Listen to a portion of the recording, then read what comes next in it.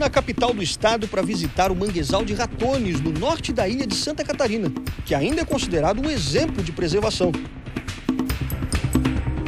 Quem nos leva é o diretor do Instituto Mangue Vivo, Paulo Douglas. Saímos da praia de Sambaqui e percorremos cerca de 20 minutos até chegar à entrada do canal do rio Ratones.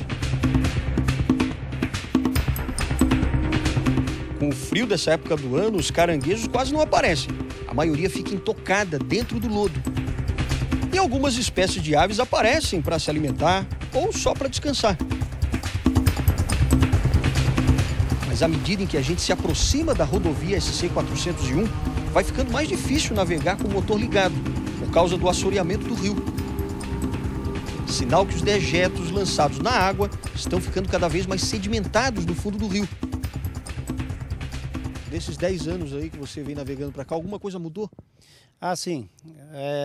Nesses rios, assoreamento, Rio Biguaçu, Rio Ratones, todas essas pontas, esses inícios de rio, está assoreando e a poluição está crescendo gradativamente.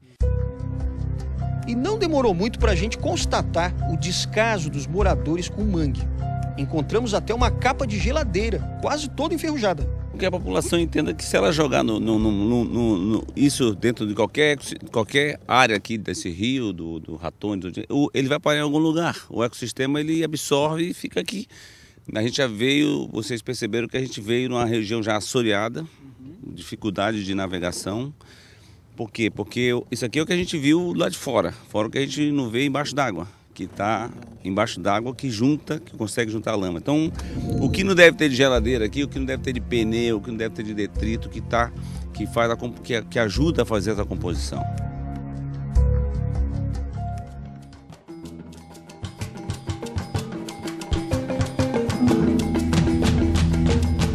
E foi só navegar mais um pouquinho que o barco atolou. Não, pegou um banzão legal aqui. Não tem jeito não. Chegou na lama. Tá aqui, ó. Dá mais ou menos aqui uns 25 centímetros de profundidade. Só? Só. Não era para estar assim? Não era para estar assim.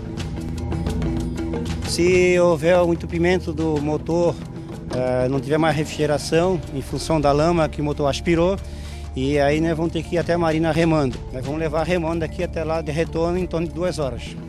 Isso significa que, bom, agora são 4 horas da tarde, a gente vai sair daqui às 6. E vamos chegar lá às 6. Às 6 e os mosquitos comendo a gente também, né? A gente até tentou seguir a viagem para atravessar a ponte da SC-401 para ver como é que estava o mangue do outro lado da rodovia. Mas o barco atola pela segunda vez. Tem outro remo aqui para a gente ajudar? Tem. Tem outro aqui, olha só. Vou pegar esse aqui. Fazemos mais uma tentativa, mas começa a ficar perigoso porque a maré está baixando e o sol vai se pôr em menos de 1 hora. Pela terceira vez, ficamos presos na lama. Eu acho que se nós passar essa ponta aqui, ele vai. E dessa vez nem o remo adianta. E o jeito é entrar na água para tirar o barco do lugar. Pegou um banco de areia. Pegou um banco de areia aqui.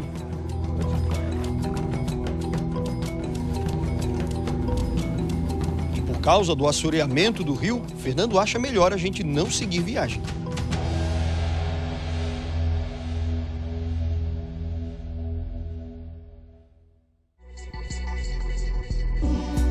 O Instituto Chico Mendes para a Conservação da Biodiversidade afirma que não é possível fiscalizar todas as áreas o tempo inteiro, mas que existe um plano de preservação dos manguezais. Então a gente faz semanalmente o monitoramento da qualidade da água. Todos os condomínios que estão se implantando em volta da estação ecológica são licenciados pela Fátima e tem avaliação nossa, principalmente no que se refere à área de preservação permanente, margem de rio e esgoto sanitário, né? E tem também as estações de tratamento de esgoto da Casan, que a gente também monitora o efluente. Hoje nós temos já, inclusive, dentro do plano diretor de Florianópolis, mapeado quais são as áreas de manguezal, aonde que são os limites delas, e são APP, assim como o morro e beira de rio. Então nessas áreas ocupou a prefeitura ou o governo federal ou o governo estadual vai lá e manda desocupar. Além desse, no norte da ilha existem mais 4 manguezais na capital.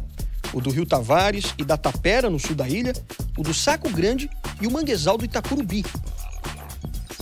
Do alto do Morro da Cruz, na região central de Florianópolis, dá para ver toda a área de mangue do Itacurubi, que é considerado o maior manguezal urbano do país. Essa entrada aqui do manguezal, que a gente está vendo aqui no Itacurubi, é ainda a parte mais preservada, né? Justamente, essa entrada é o encontro do rio com o mar, onde nasce o manguezal. É mais de difícil acesso, né? As pessoas não podem construir ali, para chegar é difícil, então ainda está preservada nesse sentido, mas ela está poluída e contaminada. A ocupação desordenada explica o porquê. Tudo isso daqui antes era mangue? O manguezal vinha até aqui a subida do Morro da Cruz. Então toda essa área que está construída aqui embaixo, aquela lateral, tudo era manguezal? Um furo e fazer um estudo, você vai encontrar manguezal no fundo. Então hoje a gente pode concluir que todo o esgoto que sai daqui vai para a parte verde aqui? Infelizmente, aquele esgoto que não está ligado ao sistema, vai. Agora, quanto de manguezal aqui se perdeu já, só nessa área? Bom, estudos mostram que desde antes de 1900, se a gente considerar 1938, mais de 50%. Mas o manguezal tem uma coisa muito interessante. Ele é um ecossistema oportunista, como a gente diz. Na frente do manguezal vai se depositando sedimentos que vêm com as marés dos morros, né? E ele vai crescendo, entende? Então, houve ganho de manguezal ao longo desses anos para a costa. Isso é uma característica dos manguezais em todo o mundo. Então ele vai se expandindo para lá. Ele vai se expandindo. A rodovia que corta o mangue já atrapalha a dinâmica do manguezal, porque dificulta que a água do mar passe para o outro lado. Logo à frente tem o cemitério do Itacurubi, que não tem nenhum sistema de drenagem, o que seria o correto para não contaminar o mangue com as substâncias liberadas pela decomposição dos corpos. Do lado direito fica o antigo lixão do Itacurubi, que apesar de ter sido desativado há mais de 30 anos, agora é que começa a liberar a maior quantidade de metais pesados, como o metano, que prejudica ainda mais o desenvolvimento da vida no manguezal. Uma análise feita há 10 anos mostra que o manguezal do Itacurubi estava no limite entre o moderado e o poluído. Nunca mais foi feita outra análise, só que a contaminação continua, e até pior, porque a região do entorno do Itacurubi não para de crescer. A professora da UFSC vai nos acompanhar num passeio por dentro do manguezal do Itacurubi. Ela estudou o lugar por mais de 30 anos e conhece muito bem a função dos mangues na natureza. Uma das principais funções do manguezal é justamente quebra-mar e quebra-vento, né? Não sei se tu lembra o tsunami que deu na Indonésia, né? Que matou milhares de pessoas. Lá tinham manguezais de 20 metros de altura. A onda tinha 30. Mas o que aconteceu com os manguezais? Foram cortados, transformados em hotéis, em cultivo de camarão. Então veio a tsunami, não tinha os manguezais. Olha o prejuízo em mortes. Já na chegada, a gente percebe o lixo que se acumula no capim do mangue. E chegando mais perto do canal de entrada, onde o rio Itacurubi encontra o mar, vemos o seu Valdeci pescando tranquilamente. Aposentado, ele pesca mesmo só como lazer. É porque peixe é assim, né? De repente tem, de repente não tem. Às vezes tu vê, não pega nada, às vezes no dia já vem, já pega bastante. Né? Mas hoje você acha que a qualidade é diferente também? A qualidade do sabor do peixe não é muito bom, né? Principalmente se pegar aqui no rio, né? Ele tem um gosto de óleo. Não sei porquê, né? Porque esse rio para Santa Mônica, lá para cima, tem esgoto doidado. Desemboca tudo aqui, né? Esse rio aqui é. Mas a natureza é tão perfeita que ela mesma tenta bloquear a contaminação nos mangues. Essa vegetação que se forma na entrada do rio, chamada de capim praturá, faz uma espécie de barreira. Porque ele prepara o terreno para o manguezal, para as árvores do mangue poderem colonizar. Por que é chamado de praturá? Que ele atura tudo. Ele é uma barreira, né? É uma barreira, né? E esse aqui, ó, é uma das principais plantas usadas como filtro biológico. O sistema de raiz dessa planta acumula metais pesados. Ela é um excelente filtro. É mesmo? E é uma excelente planta como forrageira. Ela é para alimentação de gado, por exemplo. Puxa, então na verdade essa planta aqui, ela impede que os metais pesados cheguem no manguezal, é ela isso? filtra, mas ela guarda nas suas raízes. Chegando no meio do manguezal, a gente mergulha no lodo que se forma embaixo dos mangues. É esse sedimento que dá aquele cheiro de ovo podre que a gente sente de vez em quando ao passar por um manguezal. Porque é rico em matéria orgânica, em decomposição, que é bom para a alimentação dos mangues. Mas também acaba sendo uma armadilha, porque é nesse sedimento que grudam os metais pesados. Por isso a necessidade de evitar a poluição dos rios.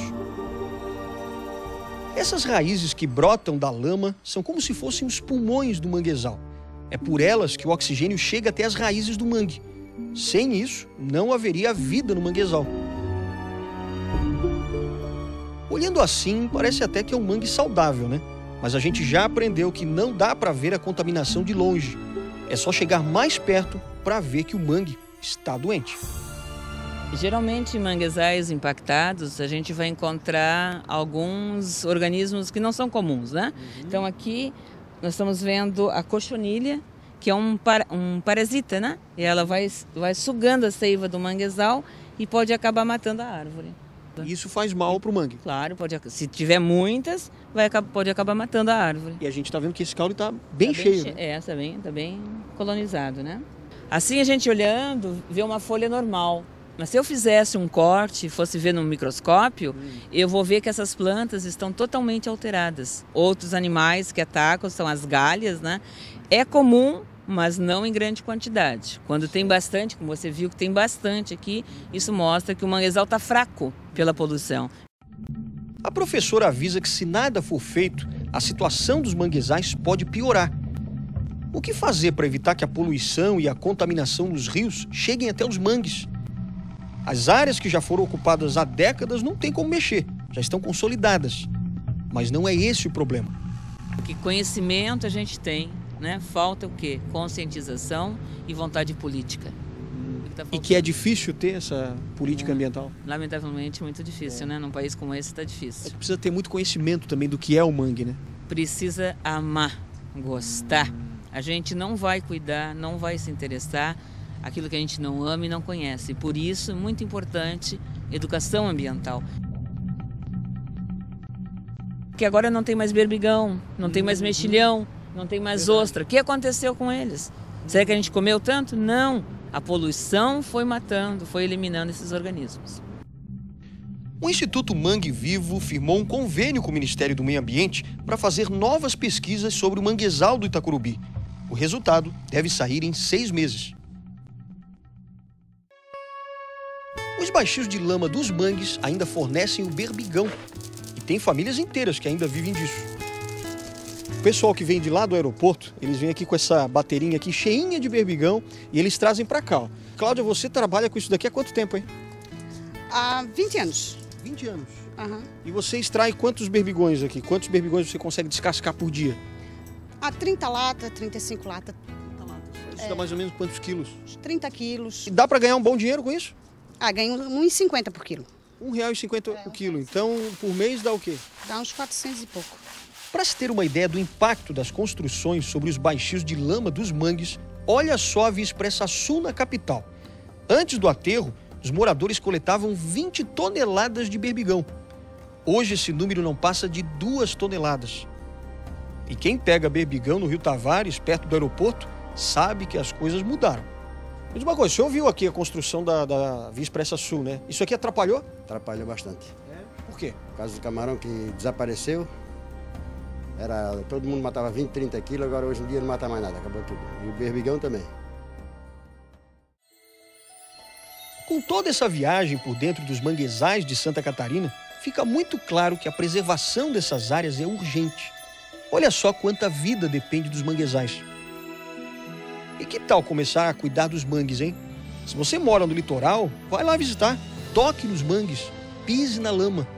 Sinta a natureza pulsando ao seu redor e pedindo para que a vida continue nascendo.